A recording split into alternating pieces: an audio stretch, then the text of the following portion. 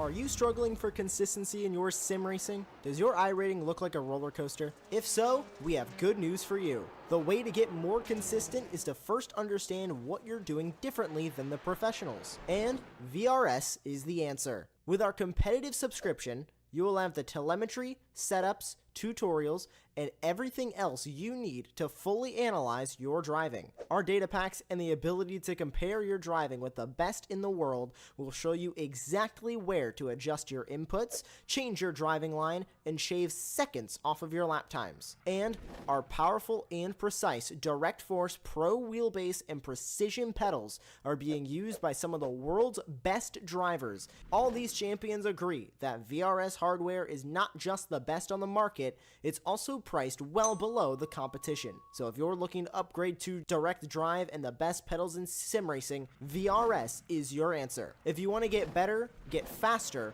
and make it happen sooner rather than later, you owe it to yourself to find out why so many people are switching to VRS. You'll be so glad that you did. Visit www.virtualracingschool.com and learn why the best use VRS.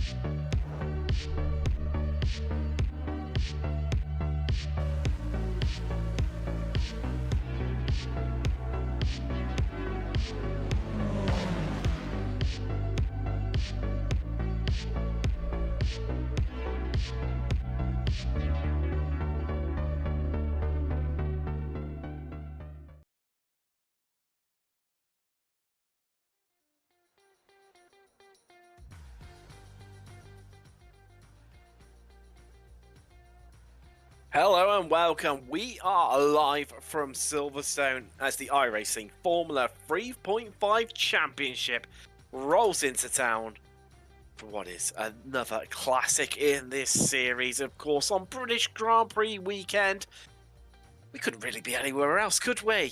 I'm Tim Cox. We've got Samula Kumo in the virtual production trailer. Now, I've covered this series for quite a while now, and whenever we've come to Silverstone, it's got a little bit spicy. It's been a little bit frantic. Are we going to see any different tonight? We've got 20 drivers coming up for you. And look at that as well. A really cool track temperature. Very reminiscent of what it's like in the UK right now. It's only just rained. 23 degrees Celsius track temperature. It's definitely a chilly one, certainly by our racing standards. And well, we've got qualifying just getting underway right now. Drivers heading out onto their first flying laps. We've got all the big names. And there's your provisional lap. That's the benchmark. Yuki Shirakawa, the Japanese driver, 142.1. Wow, for a first lap, that's looking strong. But there's a lot of new names in here. A few people maybe creeping into top split that would not expect it to be here. Going to be fascinating to see how those guys get on. Tavares, everyone a second off. I mean, they're setting out your stalls there. But what Shirakawa's done in that opening lap, truly spectacular. Can it be beaten though, as Cal Young shrinks the gap, stands 6 seconds, and then Samborski just casually slapping in there. A 141.8. First driver to head into the 141 so far. There's Kimihara joins him in that category. They're locking out your provisional front row, but the drivers still got another lap to go. It's going to claim it here from Northamptonshire. Riding on board with Jorge Lopez. Across the start-finish line. That's good enough for third. Second row of the grid for him. We'll share that with Yuki Shirakawa. So the two Japanese drivers, interestingly, will line up on the left side of the grid. One behind one another. Will they work together? A bit of camaraderie between their fellow countrymen. It's going to be the gloves off while knowing those two. There's zero camaraderie. It'll be battles right to the end. Danny Cornu a second off the pence there. 1.2 seconds, in fact, very nearly. Only good enough for sixth. Bit of a disappointing lap from him. John Owens, bit of a newer name to the series. Haven't seen him before. He's With a second lap in there, good enough for 7th, 4th row of the grid for him for now. However, Rudy Hara, well, he's another driver, maybe a little bit down by his stand. Certainly, Jay Lawrence, who actually just heads up into 7th there. Still 1.2 seconds off of Samborski's pace.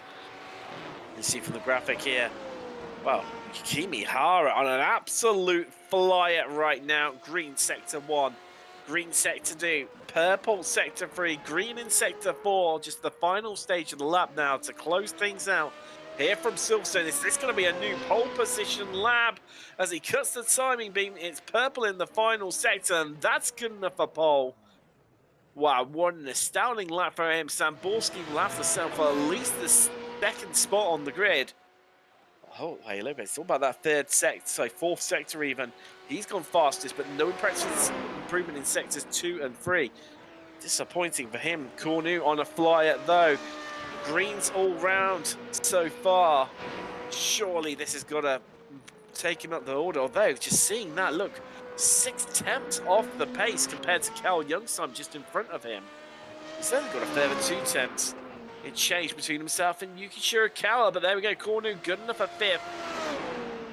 This place is young, but those two still sharing row 3 of the grid. I was just looking through who've got to complete laps. Joe Barrow not get. Oh, did he get a time in? He did right at the end there. Good enough for row 3 there. 6th position for the Iberian. That's a cracking lap from him. Just showing this, all it takes is 1 lap. Lewis Morgan, no time set so far. Yeah, this time deleted on the first lap. Is it going to be the same story on lap 2? No, gets a time in, but only good enough for 8 for the Spaniard. We'll start from the 4th row, as we've just got 1 driver and 2 apologies. Tim Britton, the American, down in 16th. And then we've also got Rodrigo Cesar as well, who had his first time deleted.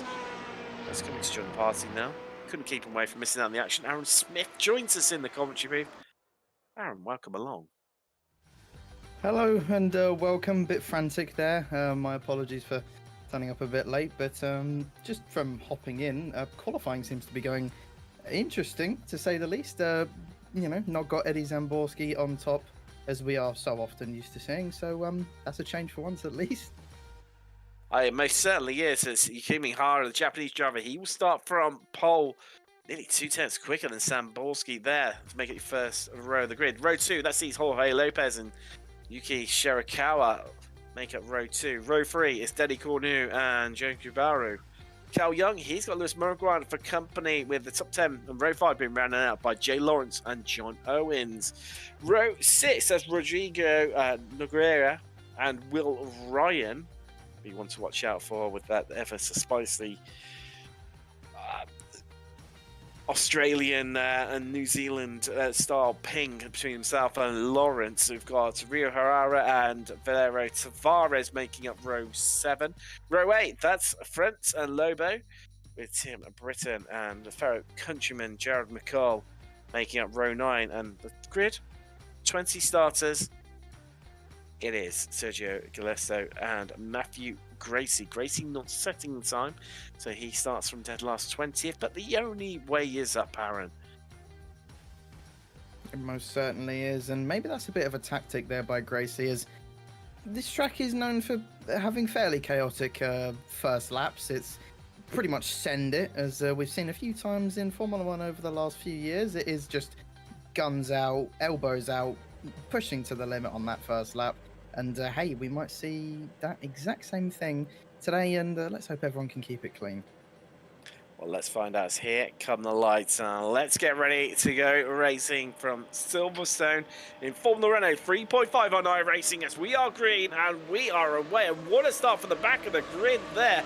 I think that might have been Tim Britton just getting an absolute epic start there to get a jump on everyone. No apologies, Matthew Gracie even. It's our top 2 head down towards turn 1. It's already Samborski ahead of Shirakawa in these early stages to head down through the village in the loop. A few cars running in a little bit deep there. Not what you want in these early stages, but everyone look crucially has made it away cleanly. However, it's Yukimi Hara, the big loser, down 3 places as well. Commentator's curse. Spinner in the background. That's Jay Lawrence. Yeah, so easy to light up those rear tyres on this opening lap, and there is Eddie Zamboski having to defend from Shirakawa already. We know how aggressive Shirakawa can be, but isn't going to be enough this time round. He's got the run all the way down to Cop's Corner. This is giving a few people PTSD maybe, but he's going to choose to go to the outside. Bit of a risky move this on lap 1. He got so close there with Eddie cutting off his front wing. But yeah, that was a horrible start from our pole sitter. Hara just completely messed up that clutch release and possibly got a huge chunk of wheel spin as well, and has got a lot of work to do now with 3 cars ahead of him. So done and dusted though, is it? 21 laps of racing here today from Silverstone. Still a long old race left to go. It's, ooh, we're getting a replay now. So this is what happened to Hara off the start. Listen in. Did he overcook it a bit? Was it wheel spin? Let's find out. Let's really listen. Oh, there you go. Had a couple of bites of the cherry, didn't he, to get that one going? Yeah, to me it sounded like he released the clutch ever so slightly too early, which is so crucial in this car. This is probably one of the hardest cars to actually start. Contact in the background now. Yeah, That was a big one. Just saw that. Yeah, that's a huge impact around the final corner. And that's Hara as well, falling right to the back of the field, and he's missing an engine cover. Let's have a look at what actually happened. Did somebody send it on him in the last corner? No, actually, he lost it all by himself. It looked like just from the AstroTurf, which normally it's okay in these cars to go up there. Bit of a weird one. Maybe cold tyres, early stages of the race, just pushing that little. Oh, and he's off again as well. Well, that looks like his race is done and dusted for sure. So while his namesake further up the field, making a little bit of progress. Yukimi Hara up into 3rd now. Well, it's a little bit chop and changey up front, but as they come across the line halfway through the lap, of course, you have that double pits here. Yeah, it's at Silverstone. It's Zamboski leading from Shirakawa, Hara 3rd, then it's Gibraltar. Jorge Lopez is 5th, then Cal Young, Denny Cornu, Lewis Murran, John Owens, Jojo Caesar, and it's going to round out the top 10, but some big gainers out of that. Gracie starts last, up 7 places into 13th already, and Tim Britton's, he's up 6 into 11th. Yeah, that's what I was talking about at the start. With this track being fairly chaotic, as there goes Naguara on Owens. Owens seems to be going very, very slowly, possibly a slowdown as he came out of Beckett's. It is quite an easy slowdown in this car to get. He's still going slowly. That's a big old slowdown. Maybe, I don't even think that's a slowdown. That was very, very strange. I don't know what's going on there with Owens. Maybe hardware failure, because if that was a slowdown, he surely must have served it by now. As we've got Ryan in the pit lane. Yeah, it sounds like to me Owens is struggling a bit. It sounds like maybe with gears or something, but whatever's going on for Owens, I think he might have just gotten back out there now. A shame, because he was doing relatively well at the start of the race. So, I say start of the race. We're only on to lap 3 here today, but disappointment for the Californian. So Carolinian. Getting my C-based states there are incorrect. So that's a lovely little move up the inside from Tavares as he squeezes one. There's contact. Contact there between himself and Britton. And wow, Britton desperately trying to get this 10th place away from him. In fact, yeah, that's Britton up a place, up into 10th.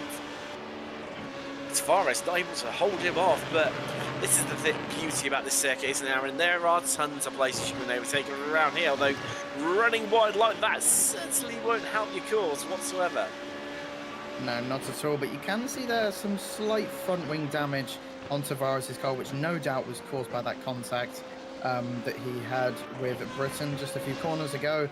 But having raced Tavares around this same track actually last season, he is quite aggressive, so I'm not surprised he made Britton's job a little bit harder than he needed to. But A little bit of argy-bargy doesn't hurt anyone, but unfortunately he's paid the price there with a slight bit of damage. We'll see if he can continue on for the rest of this race. He's losing a big chunk of time, and you can tell just how much he's struggling. Understeer pretty much into every corner. Look how much time he lost in those final 2 corners. Nearly a second there to Britain in front. And surely he's going to have to come in and get that front wing repaired. It's so little damage, but does so much in these high-speed corners. It's really showcasing just how much damage it's impacting on his times, isn't it? Already 2 seconds of difference between Britain and Tavares. And they've only passed each other within the last 30 seconds, I would say. So that is really, really showcasing just how much that damage is inflicting a whole world of misery and pain on Tavares. Meanwhile, just behind him, that's Lobo up the inside of Gracie there. Gracie, well, finally this race moves down 1 place after making such progress early on. It was originally up 8 places into 12. Not just the 7 into 13th, however, with the wounded Tavares in front of them, I think this is only time before they both make their way past him as they flick it in there, holding on through Cops into Maggins and Beckett's, an absolutely iconic set of corners here in World Motorsport. Left, right, really that last part is so cumbersome it feels at times for Yen. Then open up the car and head out down Canning Straight. Wow, Lobo is catching now. This could be a lovely little move up the inside, but he's bouncing off the rev limiter.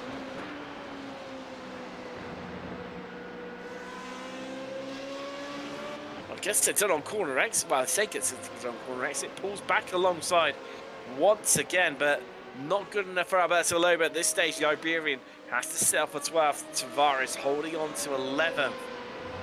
For how much longer? I mean, this is surely not.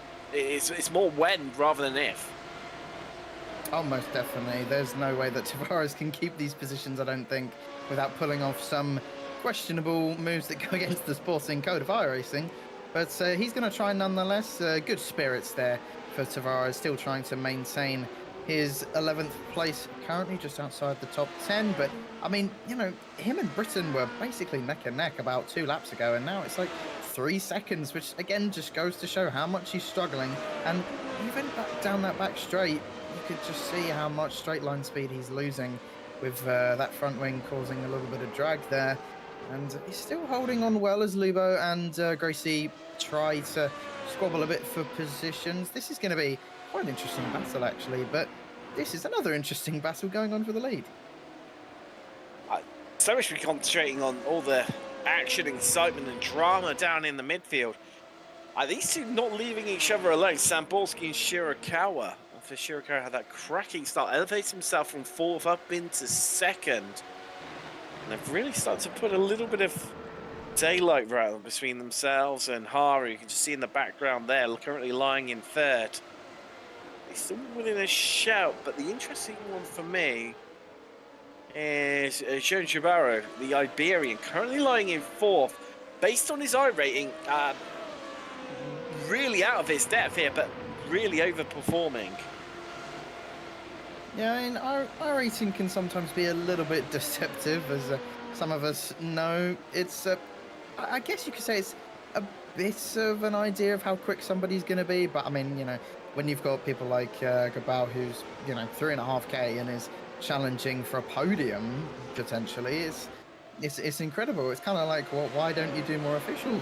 Just go and get that 5-6k that you deserve, because that's the people you're fighting against right now. But he's still under pressure from his fellow Iberians behind. Lopez trying to have a go there, but couldn't quite get it done. Wasn't really close enough to go for a move. And don't forget as well, he's got Young and Cornu and the Marguan as well, right on their tail. There's this really compact battle that's happening right now down in the midfield. There's a few of them as well. Time so far, Jay Lawrence, we lost him back on lap 2. Also, Rahohi Harara as well. Bit of a disappointment from the Australasian subcontinent there. 18 runners still remain here. Onto lap 6. Pushing 1/3 race distance complete, and Right, for me, it seems to have settled down a little bit. Well, as I say that, there you go. Up the inside goes Jorge Lopez. I was about to say, it all seems to have calmed down a little bit and it being a little bit early, but then all of a sudden there's an overtake. Yeah, we can't really look away from the screens for 1 second.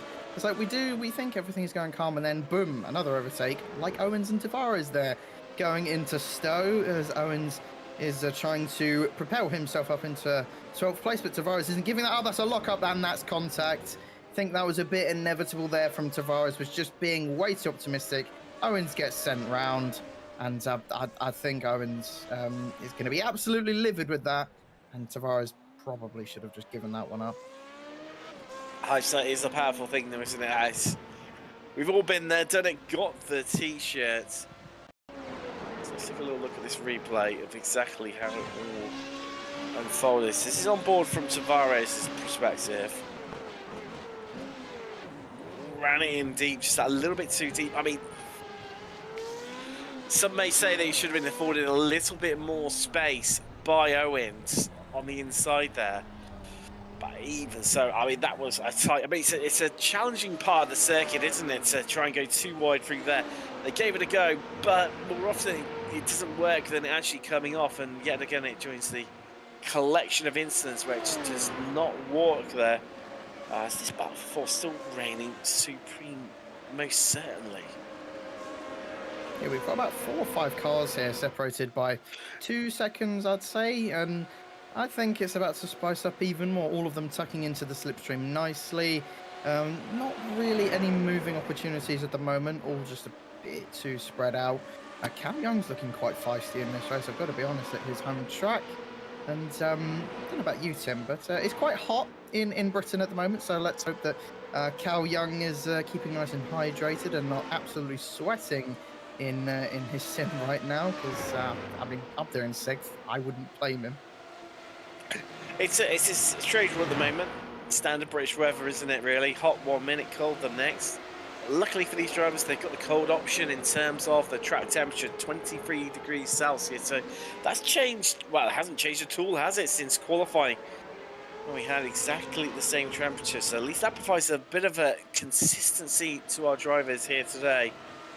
Understanding of exactly how the car's evolving underneath them. But they're going to be reaching pretty much peak grip, aren't they? At least, I mean, not too far away. Already onto lap 9. Yeah, this race has absolutely flown by already. We're nearly halfway there. It's I don't know where all that time's gone, to be honest. But these guys, probably the race has gone even quicker.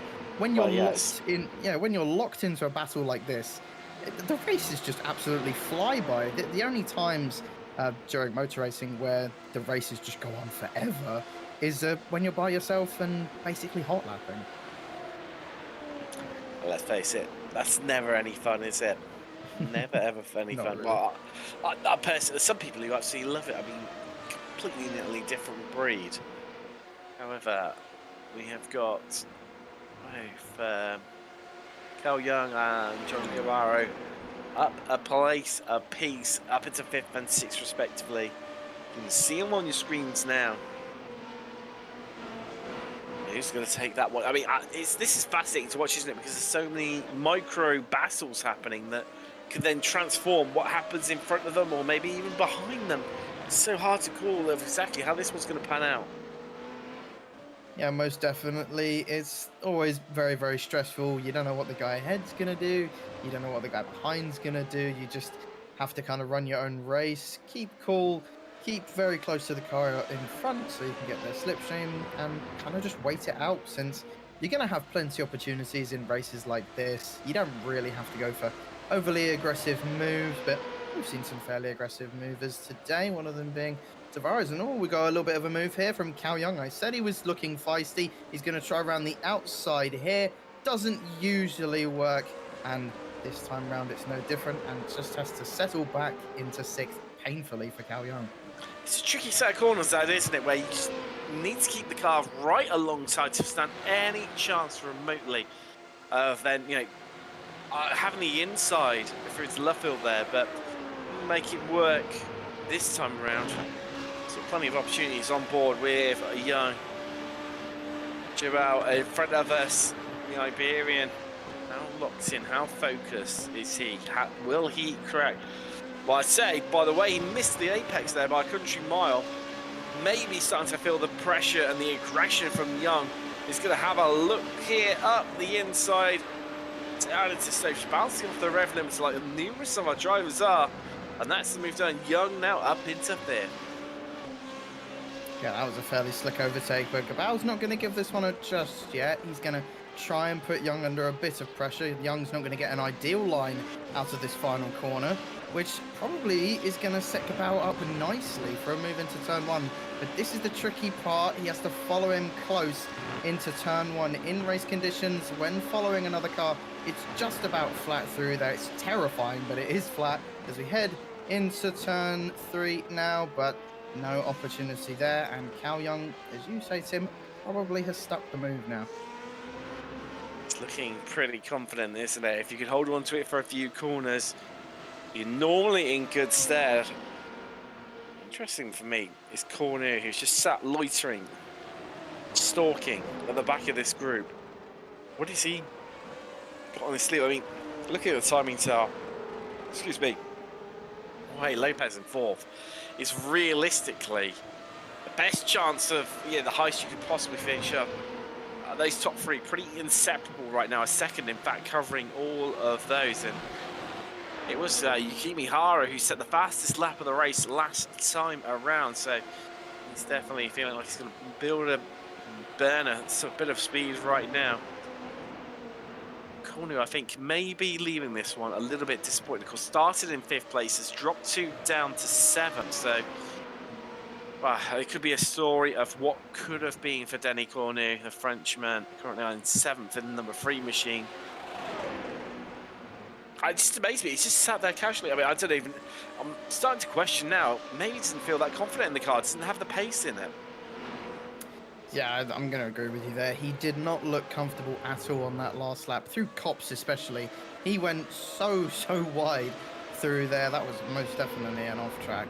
And I just think he's struggling a bit in this dirty air, which is a huge thing in these cars. It does affect you massively. But then again, the slipstream is very powerful, so kind of, mixed bag there. If you can make it work, then you'll do very well. But if you can't, you're going to be stuck like Denis Cornu is right now, behind 2 cars that he'd ideally like to be ahead.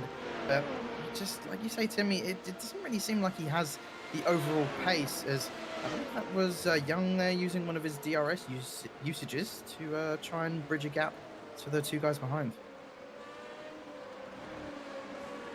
Will he be able to shrug them off and get clear of them? It's not working right now.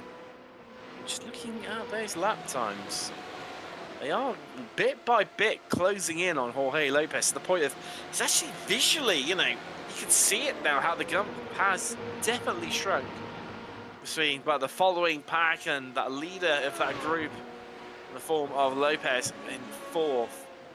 Still our top 3 remaining about a second, spreading all 3 of them. I think that's going to be interesting. I think give it those last, I'd say about 5 laps, I think that's when the gloves are going to stop up, come off. I think they're just merely, just feeling each other out. Probably not even that. Just maintaining pace. And they've got pace in abundance, haven't they? 4.5 seconds nearly all the way back to Lopez. So I think when the gloves do come off, because I'm pretty certain they will do, it's when, not if. It's who comes out on top, and also if the following group can do something about it to try and close up the gap. Almost definitely. Well, actually, I think it will be a bit of a task for the guys behind to close the gap, but you never know. If these guys start fighting, then it's a possibility. Lopez has been keeping tabs with them, to be fair, setting around the same lap times as on that last lap. Hara was the quickest man out on track. So maybe if Lopez hadn't got caught up in that 5-car battle earlier on, you never know, we might see him amongst the top 3 drivers as well.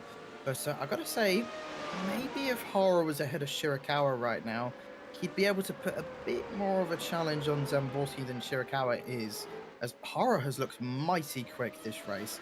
He, of course, lost a bunch of time off the start, losing a few places, had to get back past into 3rd place, was around 1.5 seconds back, I'd say, maybe even 2. and well, he's right on the back of Shirakawa, and debatably even Zamborski. As you say, Tim, under a second between the top three. In fact, it's down to 8 tenths now, isn't it? It's definitely shrinking, largely a factor of Yukimi Hara's last lap being the fastest lap of the race.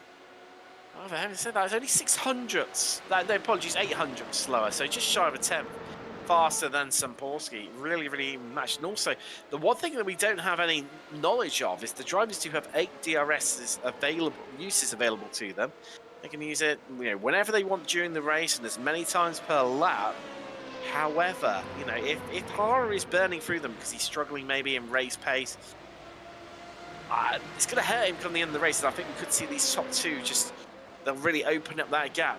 But if that's the case, then surely Hara needs to get more aggressive at this stage of the race, Aaron, rather than sitting in the back. But then equally, if he's struggling to remain on pace, then it's going to be even harder for him to do so.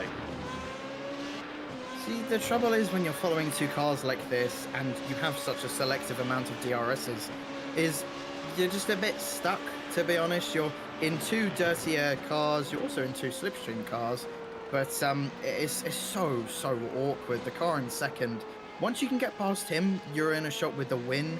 As like I said before, I think Hara is just that little bit quicker than the 2 guys ahead of him right now.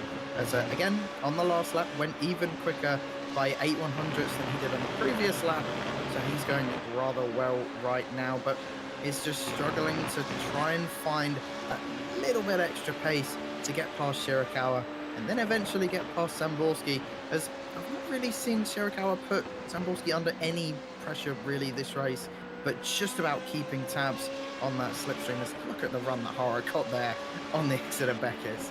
You see where it's definitely I'll get the words out in a minute. It's definitely working for him as we head through. Shirakawa's running wide. I think that's going to be the change, Aaron. That's going to be surely the change. But Shirakawa fighting back. Does not want to give up that second place. But all that battling is hurting them because it is allowing Sambolski just to have that bit of breathing room that he's just been craving all race along. And once you start breaking the draft in these cars, that's where it starts becoming incredibly tricky. So they close it back up again and prevent the car in front from just breaking away and you losing touch with them. As we're in a bit deep there, and Shirakawa, lovely. Oh, there's back marker. Sorry, very similar liveries to Samborski. Threw me there, completely threw me. Yeah, I did get a bit confused by the back marker as well. But yeah, that has really hurt Shirakawa and Hara. I feel like Hara should have been a bit more aggressive there, to be honest, to try and get past Shirakawa. As I just felt like he went a bit too easy on him. He didn't really brake that late. He tried to go for the switchback out of the last corner, but just didn't really get the run that he wanted. And now they're both struggling for slipstream, on Zamborski. So I don't know if they'll be able to catch back up to him. It's a tough ask, and an even tougher ask for Hara. I definitely surmised it well there. It is definitely a tough ask.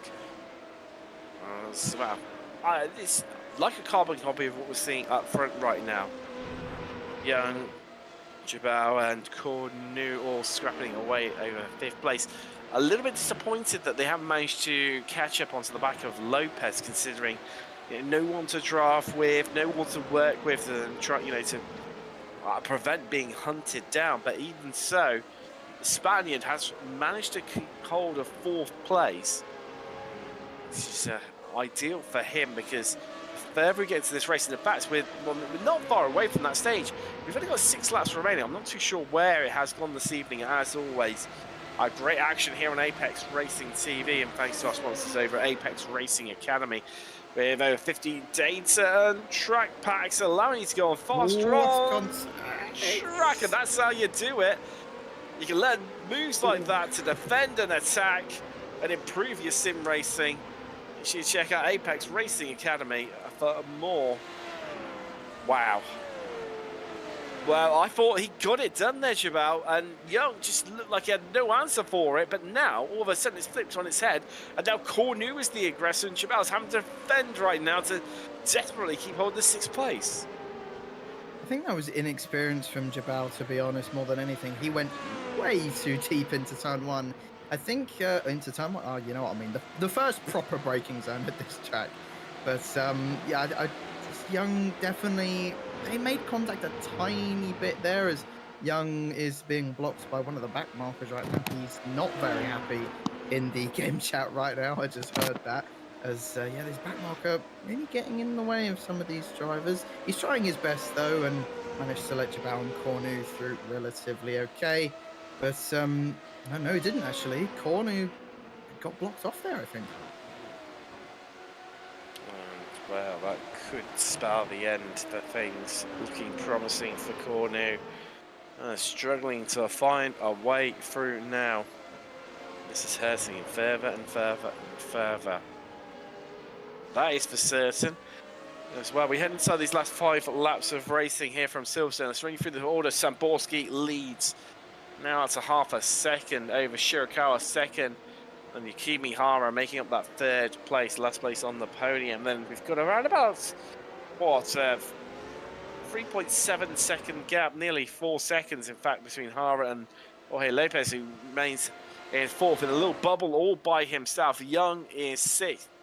Then we've got Jabal, Cornu, Murgran, Aguilera and Lobo to round out that top 10. And Lobo had a bit of a rotten start, so he's doing well to remain up inside that top 10. In fact, Briston had crept inside there, but obviously it's fallen by the wayside and fallen outside of it. Not what he would have hoped for. In fact, Lobo has, what, 5 seconds the advantage over the American, so that's a solid result. Both of those two up so 6 places, and so is Matthew Gracie as well in 14. And they are your highest position climbers so far this race. So far. But when the gloves come off inside these last few laps, Aaron, it could all of a sudden flip on its head. I mean, it could flip on its head right now. We don't know. Some of these drivers. That is very true. They do weird and wacky things sometimes. But most of the time they're really clean. They're really fair. I've raced against most of these guys, and they're all lovely chaps. They're usually fair racers, and you know, sometimes they have a little bit of a blip in the head. But don't we always, drivers? We sometimes do some questionable things. But yeah, like you say, if Shirakawa and Hara can hopefully get back onto the back of Zamborski like they were, I'd say 5 laps ago, then it's definitely going to be game on again. Shirakawa is still struggling to get into that slipstream. There's Frentz there running very wide at Cops, trying to overtake McCall. I think McCall's going to make that one very easy for him, and yeah, just lets him through. Doesn't really want anything to do with Frentz at all. And oddly, this entire race, apart from last lap, no, not even actually, Hara set he's the first driver into the 42s there. Very impressive lap from Hara. But I was just going to say, Zamborski's never really looked like the quickest driver on track, but has definitely been the most consistent. I completely and utterly concur with that fact right now. Stoutly lapped even so by Hara. I mean, it was only just by 200ths of a second inside that 142 barrier, but he got it there. He's the only driver to do so far. So Saf and Shirakawa just starting to fall back a little bit. These late closing stages of the race, we've got 4 laps left remaining from the UK, and who is going to take it? Potentially come from any one of our top 3. If they have a big collision, could be someone else. You never quite know who's going to get it, who's going to take it, who's got the most exciting, well, most adventurous moves left up their sleeves. Game on. I was going to say, it's very much game on now as Shirakawa slowly starting to edge back towards Zamborski now. It's just over 0.6 of a second as we've only got about 4 laps to go here. And I don't know who's going to win this, to be honest. Do I try and predict it? Or do I just keep my mouth shut and watch on with the rest of you? Predicting often comes with bad results sometimes, as my commentator's curse is extremely strong. So actually, I think I'm just going to keep quiet for now. I'm just going to let them play their own cards. I'm not going to risk commentating cursing anyone because they will have a knife to my throat after the broadcast. So I'll just let Zamborski, Shirakawa, and Hara get on with it. There's Gabao trying to go for a move on Cao Young there. These two have been pretty much neck and neck the entire race. It's been fantastic to watch between these two. And Cao Young has had some pretty good pace. Gabao has had some pretty good pace. And I can't really predict who's going to win this between these two. Whoa! Well, there you go. Well, I mean, yeah. There's your winner then, if you can call him that. Gabao and Young making contact. Somehow Young, they're very awkward, trying to get it back on track. But yeah, that was very. Would rejoin in front of two other cars. Young, understandably, probably very, very frustrated. That just went from 5th place all the way down to 9th. He's got a few cars ahead of him that he can try and get back past, but Gabao there, I don't know, should have. Oh dear, that's Young again off. Who's made contact? I believe that's with the back marker of Galisto. It is. And this man, the number 11, has been in the wars all race as a back marker. People complaining on the mic all the time. We're going to have a look at what actually happened coming through Beckett's now. And oh, that's unfortunate. Cao Young, nowhere to go there. And this has been a pretty poor lap from Cao, making contact twice and pretty much bringing the end to his race, to be honest. I mean, considering the collisions, what amazed me is Galisto's car still remains in really, really good shape. Amazing. I don't know how he's managed to have maybe a bit of the netcode gods be on his side a little bit with that on as well. We've got 2 laps left remaining here. It's on board with Owens there under a lot of threat. Well, I say threat right now. That's not actually for position. So, realistically, the only positions up for grabs, those top 3, inseparable. Still inseparable. But Shirakawa falling back that little bit as Zamborski puts the pedal to the metal, tries to eke up that gap. Knows that he's not far away from breaking the jar after Shirakawa. Once he can do that, he'll be leaving him in his wake. Shirakawa's a wily old fox. He knows exactly what's going on here. He knows the drill. You bet your bottom dollar be keeping him with him there. But also, we don't know how many DRSs these drivers have got left available to them, as that's Owens. Is that for position? Yeah, that is. That's against Cao Young. Yeah, I'm not surprised they're Young just slipping further and further back after that big bit of contact that he had with Galisto all the way down there in 18th. And, well, Young probably might even fall all the way down to 14th at this rate. We just don't know how extensive that damage is on that car. We can see massive front ring damage, but does he have suspension damage? Does he have bodywork? Floor? Who knows? It's all just predictions here up in the commentary booth. But nevertheless, this battle for the lead still, I don't know if I'd call it a battle really, since Shirakawa has not really put pressure on Zamborski at all this race. Bit unfortunate, to be honest. Shirakawa has just lacked that little bit more pace that he needs compared to the likes of Hara, who, once again, on the last lap, was the quickest man out on track. And Lopez, over the past few laps as well, in 4th, has occasionally been going faster than these guys, but just doesn't have the same consistency that they do. As his fastest lap is a 42.8, which is only around a 10th off of what Hara did on the last lap, but then was nearly half a second down on the rest of them. So if Lopez can maybe gain a bit more consistency over these next few races, he's going to have a real chance. Definitely coming out of this round, the driver to just keep an eye on in the coming season. Definitely the one to watch. And as you say, Shirakawa, just to go back to your early point, Aaron, as much as I've dubbed this up as a battle, realistically it's not. I mean, nobody attacking one another as they take the white flag, 1 lap left to go here from Silverstone, the iRacing Formula 3.5 Championship. I mean, it could well be after all of the anticipation now. It's all going to happen in the last few laps. They just finish exactly how they are. Yeah, I'm with you there. They are most likely going to finish how they are right now. Hara's not really been able to put Shirakawa under enough pressure, and Shirakawa, of course, not able to put enough pressure onto Zamborski, but still got about half a lap to go here at Silverstone. Anything can happen in motorsport. We all know that. As we oh, that's a bit slidey there from Shirakawa, trying to put the hammer down just a little bit too early. Maybe he might lose some second place, you know. He's fallen out of the slipstream of Zamborski just about. And Hara might have an opportunity here. Or will he, Aaron? Will he? Can he find it within him to get the move done on Shirakawa, his fellow countryman? As we head through Magnus and Beckett, it's the final time this evening. Who's going to get the run? Who's going to get the exit here? And oh, I think Shirakawa's a bit wide there. Here we go. Under the bridge. Down the back straight. And he's run out of gears. Yeah. And I think maybe that's just been the telling part of this race. They've all just run out of gearing when they come to the end of the straight.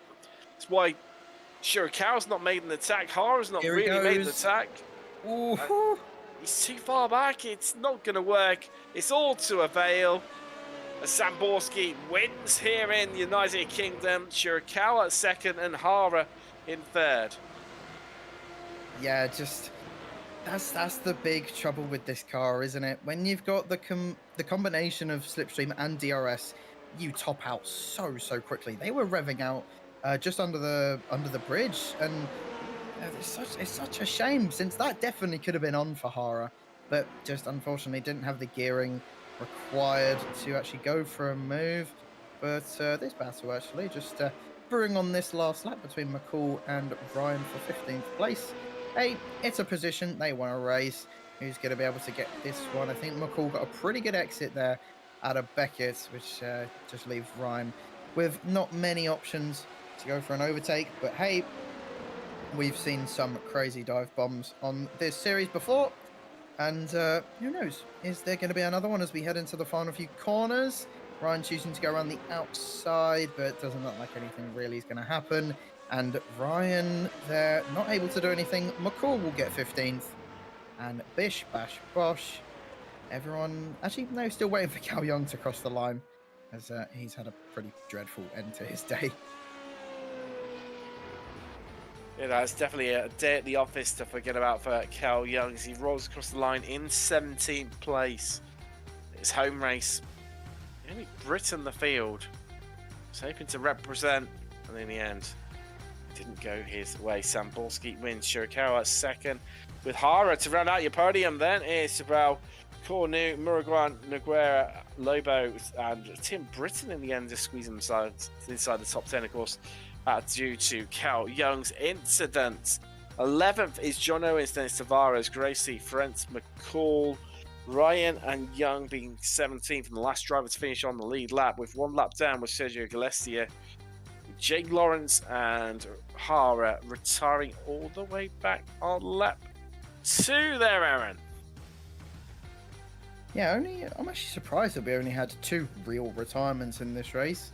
It was a fairly clean up and down the grid, to be fair. A few little bish-boshes here and there, and of course, Galisto not really ending up on people's good books in terms of blue flags, but a pretty clean race nonetheless. Maybe was hoping for a bit more in the terms of the battle for the lead, but hey, Eddie Zamborski came out on top again. On talk of the devil, brilliant segue, Aaron. Eddie Zamborski joins us now. Well, congratulations first and foremost. From listening into the cars on the final lap, it seems to be all about the gearing and everyone running out of top speed. Do you think that's largely why you were able to keep hold of things? Because you seem to be struggling a little bit by your own standards in the early stages of the race, and certainly, obviously, no pole position in qualifying either. Yeah, I definitely was not the fastest. I think all 3 of them guys were probably faster. I just benefited from the start. I just tried to be clean, and I know you can't really pass easily, so I just tried to push and maintain the gap and not have any stupid mistakes. Jorge was having some trouble there, so I just wanted to be clean and not spin off and try and get some points. It's nice to get a buffer. Oh, most certainly. And yeah, just thinking about where I've covered this round the last few seasons, it's always been synonymous for action, a bit crazy, and a bit of carnage even at times. contrast, completely opposite here today. Do you think that helps you a little bit, or do you think that made it harder, where you just weren't seeing? You had Yuki and Yukimi both on your tail for the entire race distance. Personally, I think it helped me because usually I'm the one in the carnage. So that is very true at Silverstone. That is very true. yeah. So, and when I don't know what happened, I got to check the replay. But when Jorge dropped down positions, my only thought was just don't spin or don't do anything crazy, because with the way the wind was and the gearing, there was no way you were going to pass unless you're like literally a second a lap faster. You're not passing. So I knew. I was complaining about this a few weeks ago about the gridlock, so I just held everyone in gridlock. And I mean, I was watching the gap when Yuki got about 9/10, and I just let off, cool the tires a little bit. When he got a little close, I'd burn him up a little bit and just kept him right there. And that's what I had to do because I need to get some points here. Had a couple, I mean, not bad finishes, but it's always better to get points than not, Well, it worked for you in the end. Congratulations, your winner here today, Eddie Samborski. Aaron, I believe you're standing by with Yuki Shirakawa, no less. Yeah, it's going to be interesting to hear the perspective of this race from Yuki. Yuki, first of all, congrats on the P2. Towards the end of that race, you fell under a bit of pressure from Hara behind. Did you think you were going to be able to keep him behind? Thank you. I tried to challenge Edo, but I lacked a little up my chance. Today, it's a complete victory for Edo. I am able to accept the result of the best. Yes, you kept really good tabs on Eddie, to be fair, the entire race, but just lacked that little bit of pace to go the extra step forward. But hopefully in the coming weeks, do you think you'll be able to win another race?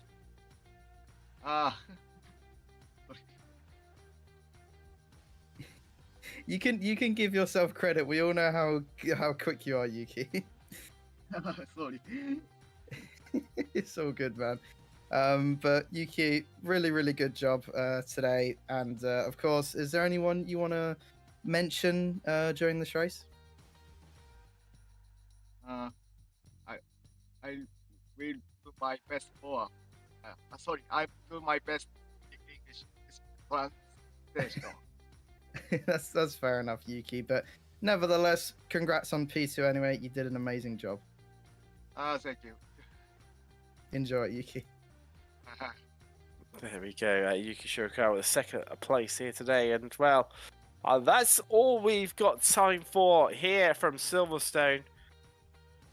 Well, excited. It didn't. Well, in some ways it delivered, but maybe not quite the flourishing finish that we were expecting come the end.